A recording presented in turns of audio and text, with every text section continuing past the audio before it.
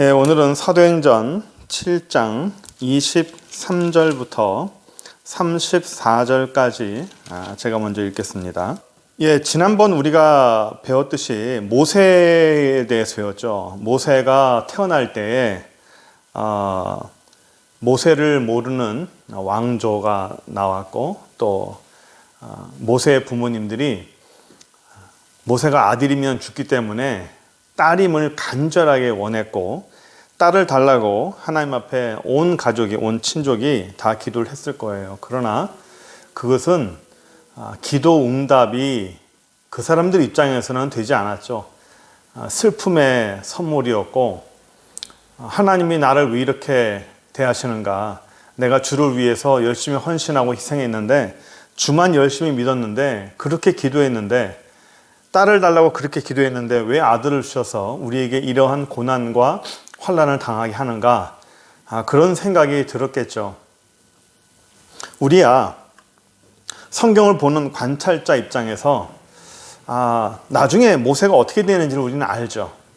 그래서 현재 이 당시에 모세의 부모님의 어떤 스트레스나 그런 고통을 우리가 많이 가늠할 수 없을 거예요. 그러나 현재의 미래를 모르는 상태에서 내 아들이 태어나자마자 죽어야 된다라고 생각한다면 그것처럼 답답한 건 없겠죠. 어쨌든 그것이 우리가 볼 때는, 그 사람들이 볼 때는 하나님의 응답을 안 해주신 거고 나에게 축복을 안 해주신 거고 나를 도와주지 않는 거다, 그렇게 말할 수도 있어요. 그렇게 새벽 기도를 열심히 하고 그렇게 40일 기도하고 철야하고 금식하고 그렇게 기도했는데도 불구하고 우리의 원하는 대로 하나님이 해주시지 않았다라는 것이 하나님이 나를 사랑하지 않아서가 아니고 하나님이 나를 도와주지 않아서가 아니라는 사실. 그러니까 우리 현재 우리의 삶에 나타나 있는 어떠한 현상들, 어떠한 결과물들이 그것이 좋다 나쁘다 절대로 평가할 수 없다는 거예요. 제가 지난번에 말씀했지만 하나님의 역사는 반드시 과거를 통해서만 해석이 된다 그랬죠. 과거를 통해서만 해석이 되고 그것이 이해됩니다. 현재는 몰라요.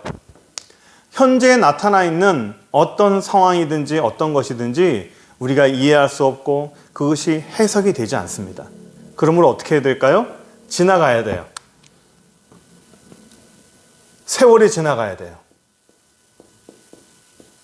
세월이 지나가서 과거를 돌아봤을 때 하나님이 이렇게 하셨구나라고 우리가 인지를 하고 어떻게든 모든 것을 좋은 것으로 주시는 그 하나님을 우리가 결국은 찬양하게 되는 거예요. 그래서 믿음이란 우리가 창세기 50장의 주제가 뭐라 그랬죠? 제가 계속 말씀드립니다. 악을 선용하시는 하나님이에요. 악을 선용하시는 하나님.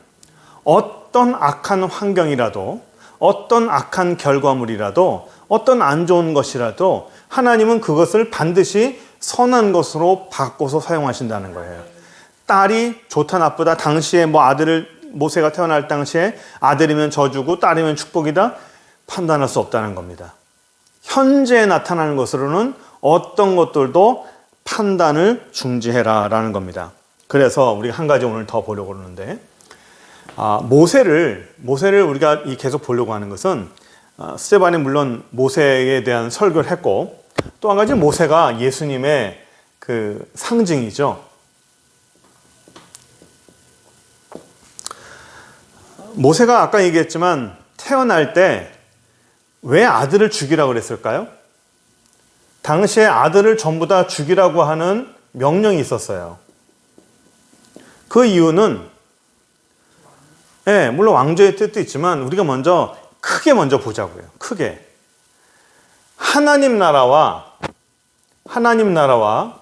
이 땅에는 사단의 나라가 있어요. 하나님 나라와 사단의 나라가 서로 갈등과 긴장 관계 속에서 지금까지 있어요. 사단의 나라는 하나님 나라를 어떻게든 파괴하려고 그러고 어떻게든 하나님의 구원 사역을 막아버리려고 그래요. 그래서 에스더서에 나오는 불임절, 유대인들을 전부 다 일시에 전부 죽이려고 했던 것들. 유대인들 전부 죽여버리면 예수님의 후손이 태어나지 않겠죠. 그걸 누가 계획했을까요? 사람이요? 그 뒤에 사단이 있는 겁니다. 사단이 자기네 나라를 보호하고 자기네 나라를 끌고 나가기 이런 일을 하는 거예요. 예수님 시대에 어떤 일이 벌어졌죠? 예수님 시대에 헤롯이 유대인의 왕으로 태어난 이가 누구냐? 동방박사 물어볼 때 헤롯이 뭐라 그랬죠? 남자아이를 전부 다 죽여버려라.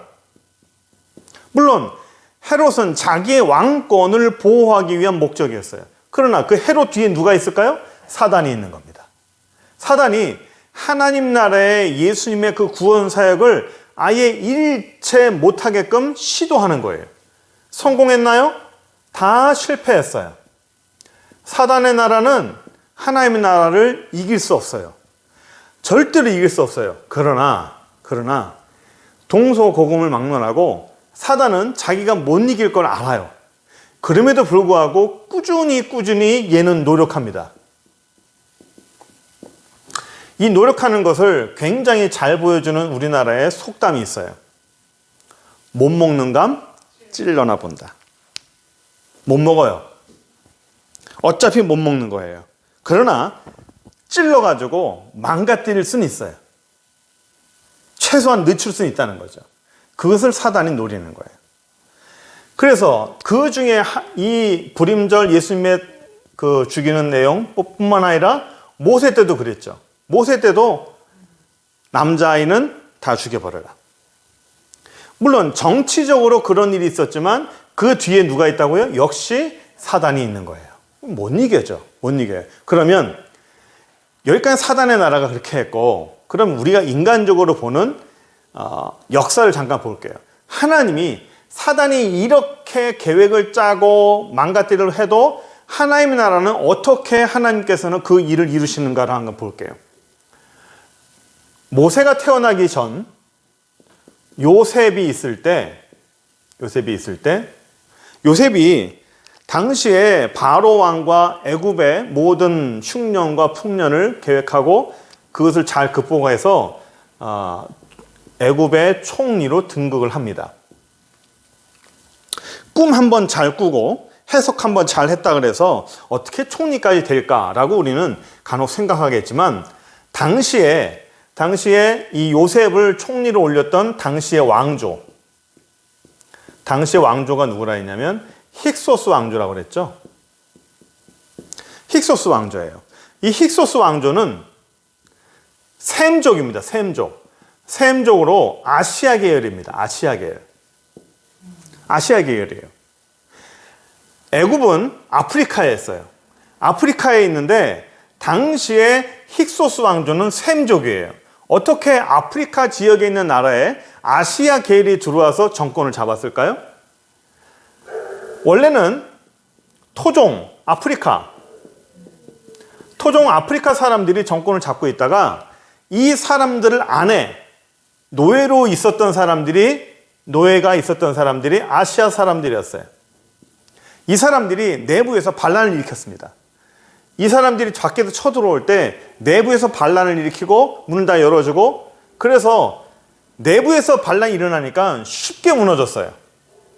그래서 힉소스 왕조가 내부 반란으로 인해 가지고 정권을 잡은 사람들이 바로 이 사람들이에요. 그러니까 요셉도 아시아 사람이죠. 같은 셈족이에요.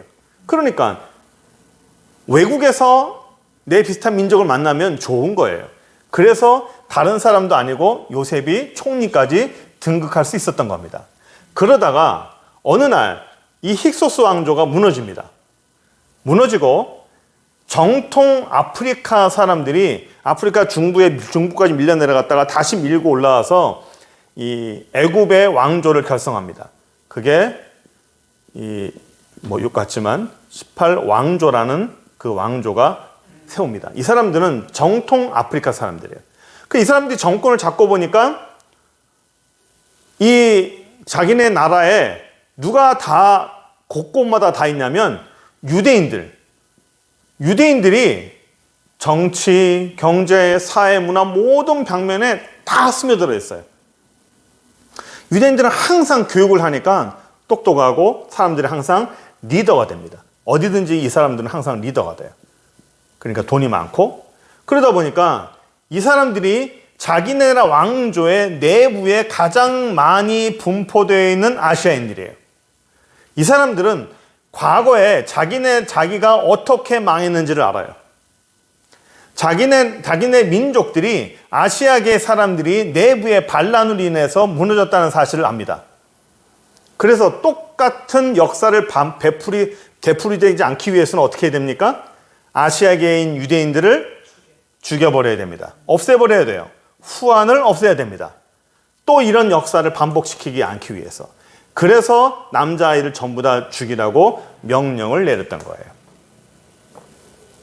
이런 역사가 우연치 않게 지나가는 것이지만 그 하나하나가 사실은 힉소스 왕조가 왜 어떻게 아시아계 사람이 아프리카에서 정권을 잡았을까? 만약에 힉소스 왕조가 아프리카에서 정권을 잡지 않았으면 요셉이 총리가 되기는 어려웠을 거예요.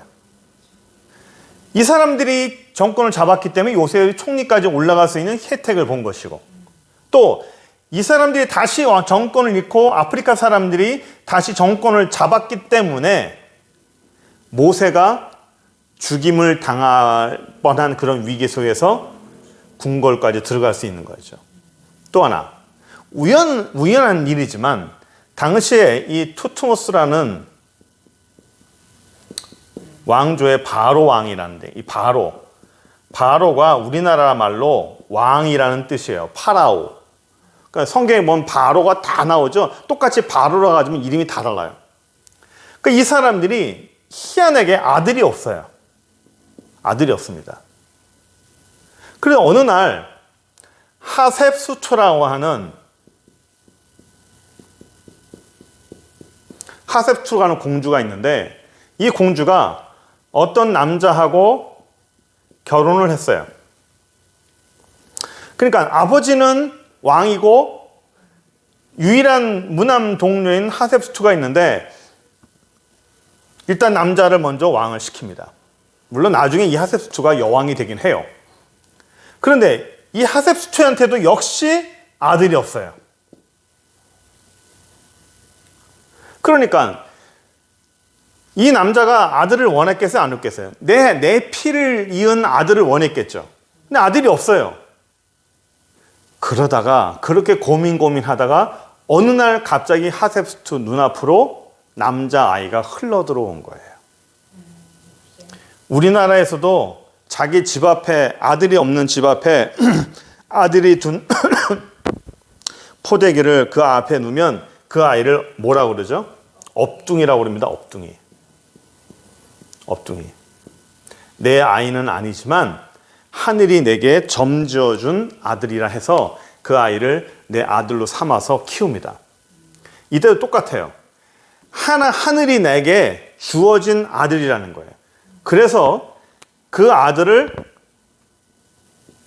꺼내서 내 아들 삼습니다. 하셉수투가 양자를 삼아요.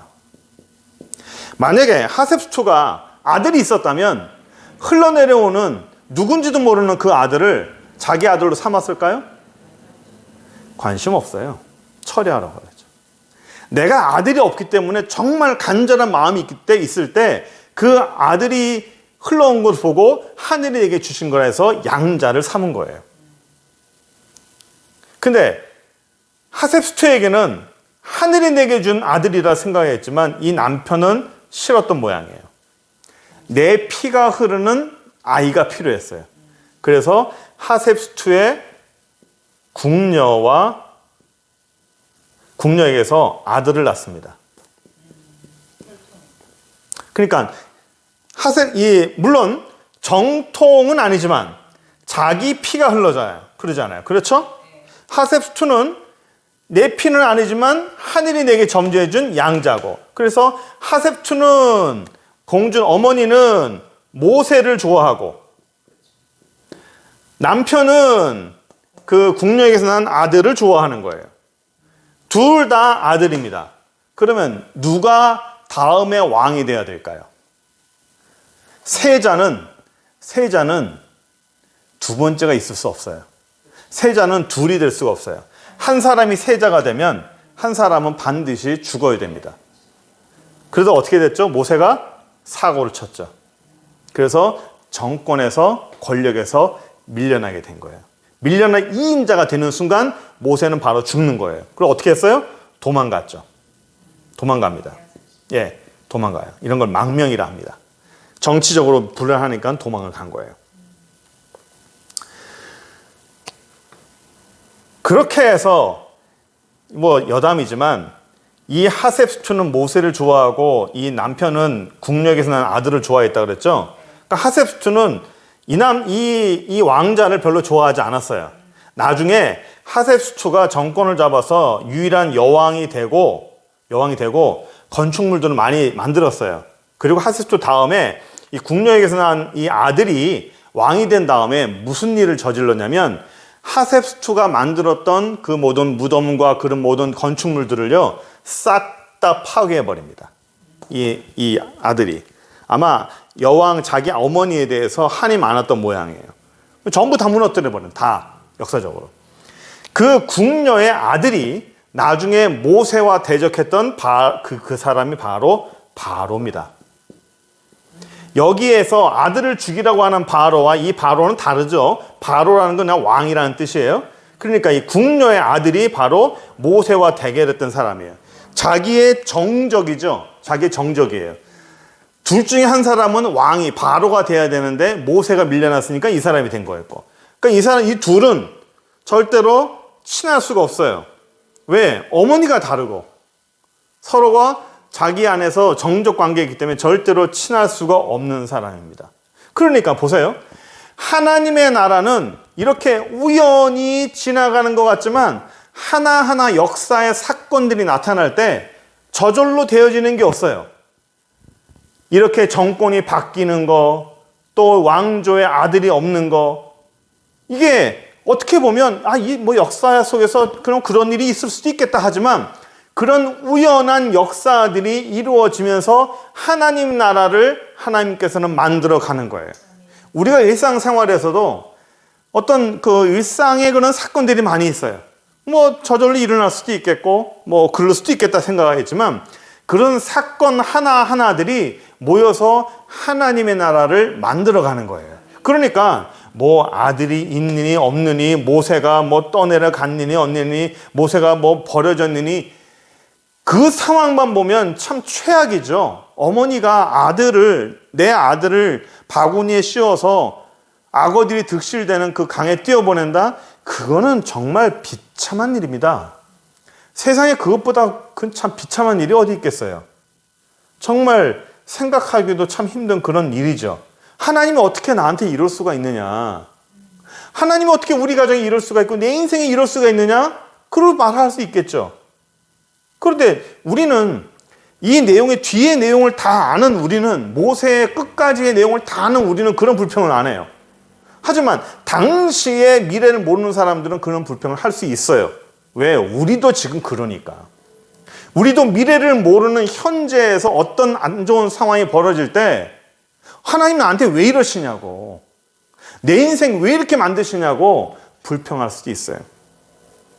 사실은 저도 그랬어요. 나한테 왜 이러냐고 막 따질 때가 있어요. 그런데 우리 하나님은 절대로 악한 것을 악한 것으로 끝나지 않으세요. 어떤 악한 환경도 악한 것으로 끝나지 않고 그 악한 것들이 결국엔 선한 것으로 다 바꾸는 그런 내용이에요. 그래서 하나님의 시간은 반드시 우연 같은 일들이 벌어져서 결국엔 하나님의 역사가 결국은 찬다는 거예요. 하나만 더 보겠습니다. 우리 30절 보시면 30절에 40년이 찼다. 40년이 참해라고 되어 있어요. 예. 40년이 차다, 참해. 이 말은 뭐냐면 40년의 세월이 이제는 흘러갔다. 그러니까 40년까지 기다려야 된다는 거예요. 어떤 40년이라는 어떤 항아리에, 40년이라는 어떤 그릇에 이게 꽉 들어찼다는 거예요. 시간이 됐다는 얘기입니다. 40년이 다 되었다. 그러니까 이미 하나님은 40년이라는 계획을 세운 거예요.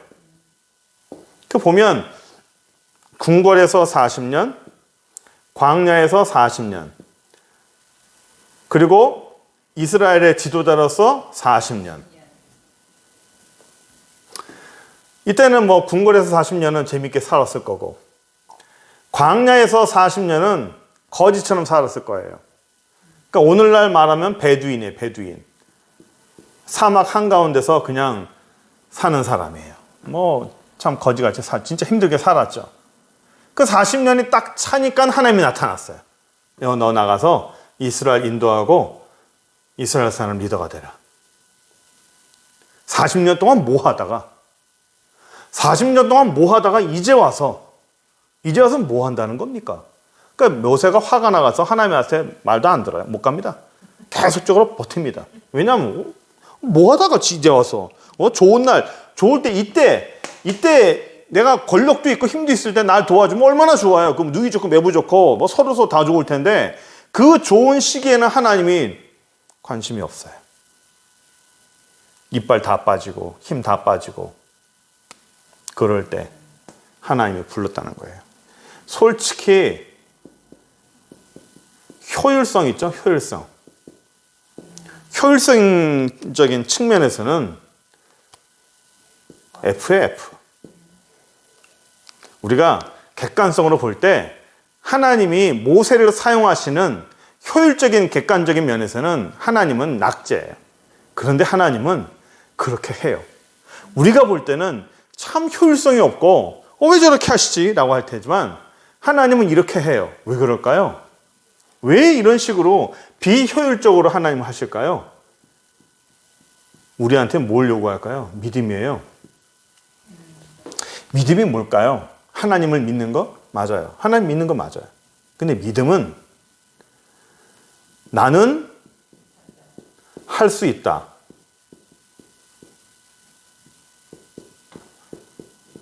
나는 할 수 있다라고 하는 자신감과 전투예요. 이걸 이겨야 되는 거예요. 나는 할 수 없다.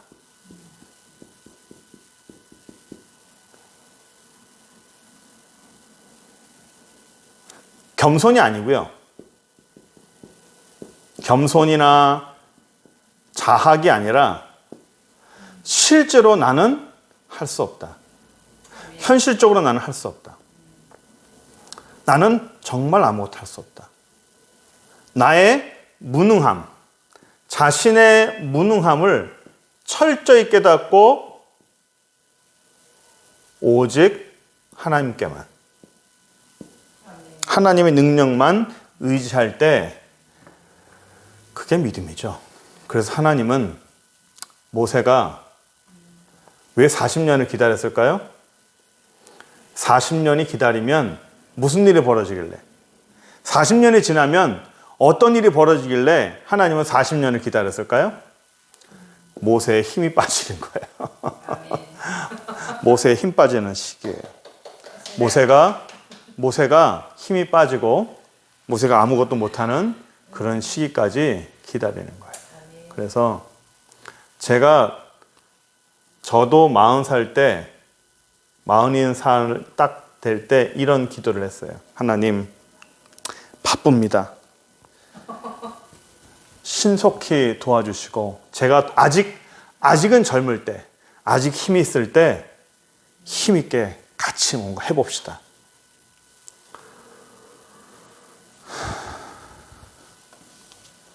반응도 없더라고요. 그래서 우리가 이렇게 내 힘이 빠지는 이 시기, 믿음은 누가 믿음이 있느냐? 힘 빠진 사람이에요.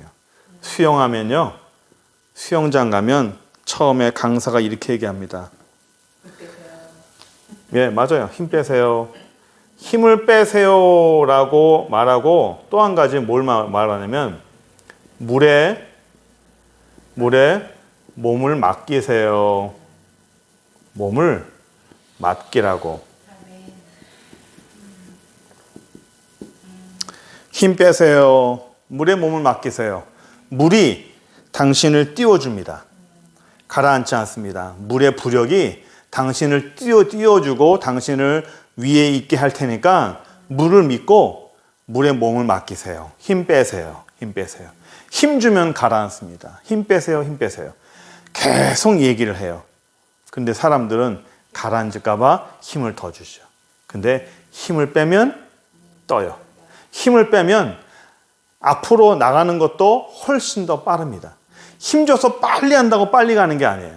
힘을 빼고 스트로크라고 하거든요. 길게 해서 당기면 훨씬 더 빨리 많이 갈 수 있어요. 그래서 우리 일상생활에서 그렇고 뭐든지 그래요. 뭐든지 힘 빼야 돼요. 제가 부산에 처음 왔을 때 어떤 원로 목사님이 저보고 그러더라고요. 원 목사 힘 빼라 힘 빼라. 그 말이 나이 들면서 더 이제 와닿는 것 같아요. 우리의 삶에서 진짜 믿음은 힘 빼는 작업. 하나님 앞에 나는 아무것도 아닙니다. 나는 진짜 아무것도 못합니다.